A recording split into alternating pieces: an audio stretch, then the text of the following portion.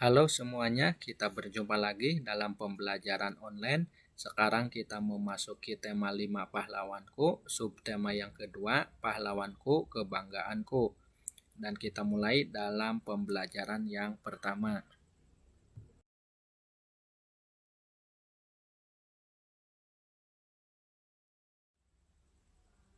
Perjuangan pahlawan pada masa kerajaan Islam.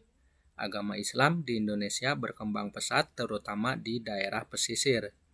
Penyebabnya adalah adanya kerjasama dagang antara pedagang Islam dengan pedagang-pedagang di Indonesia.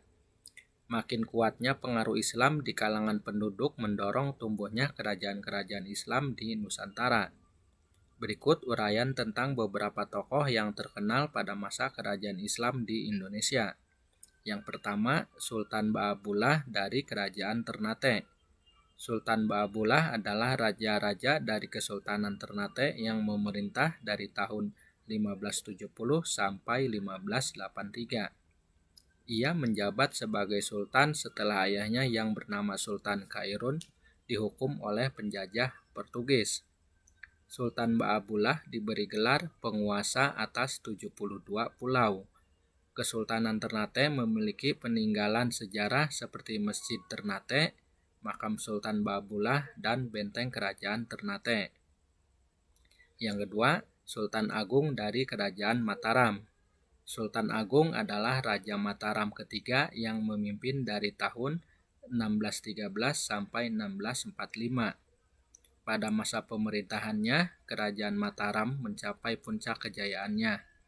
Daerah kekuasaannya meliputi beberapa daerah di Pulau Jawa dengan bandar dagang di kota Jepara, Tegal, Pekalongan, Tuban, dan Gresik. Peninggalan Kerajaan Mataram yaitu Pasar Legi Kota Gede, makam-makam raja, dan Masjid Kota Gede.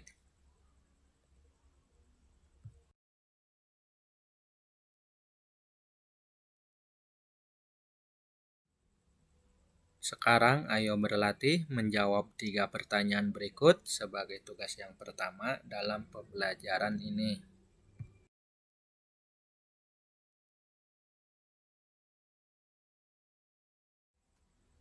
Pemantulan cahaya.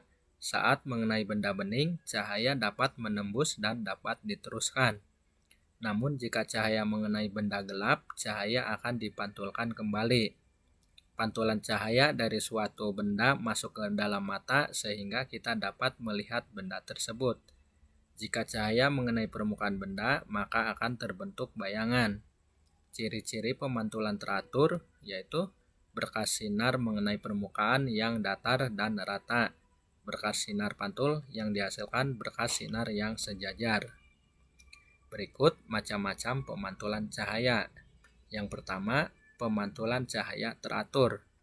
Pemantulan cahaya teratur terjadi ketika cahaya mengenai benda yang memiliki permukaan rata. Contohnya cermin datar dan permukaan air yang tenang. Kemudian yang kedua, pemantulan cahaya tidak teratur. Pemantulan cahaya tidak teratur terjadi ketika cahaya mengenai benda yang memiliki permukaan tidak rata. Contohnya permukaan jalan yang berbatu.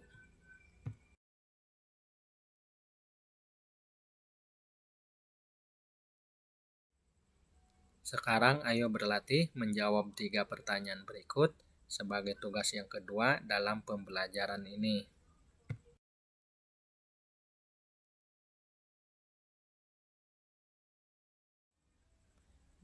Menuliskan informasi dari teks pada tabel.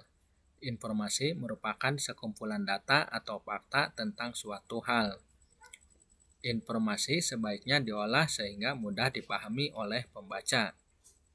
Bentuk informasi dari suatu teks berupa informasi tersurat dan tersirat. Informasi tersurat merupakan informasi yang secara jelas dapat kita temukan dalam teks. Sedangkan informasi tersirat adalah informasi yang tidak disajikan secara langsung dalam teks. Setelah menemukan beberapa informasi penting, kita dapat membuat catatan singkat. Catatan tersebut dapat dijadikan sebagai informasi yang sudah diketahui dari teks. Agar lebih mudah diingat, catatan atau informasi penting tersebut dapat disajikan dalam bentuk tabel.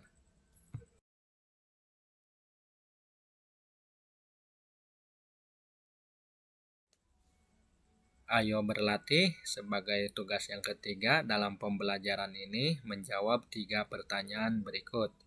Demikian pembelajaran yang pertama, tema 5, subtema yang kedua ini, dan sampai jumpa.